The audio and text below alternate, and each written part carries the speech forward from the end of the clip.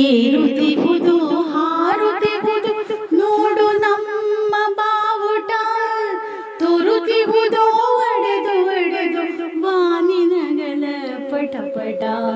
ಕೇಸರಿ ಬಿಡಿ ಹಸಿರು ಮೂರು ಬಣ್ಣ ನಡುವೆ ಚಕ್ರವು, ಸತ್ಯ ಶಾಂತಿ ತ್ಯಾಗ ಮೂರ್ತಿ ಗಾಂಧಿ ಹಿಡಿದ ಚರಕವು.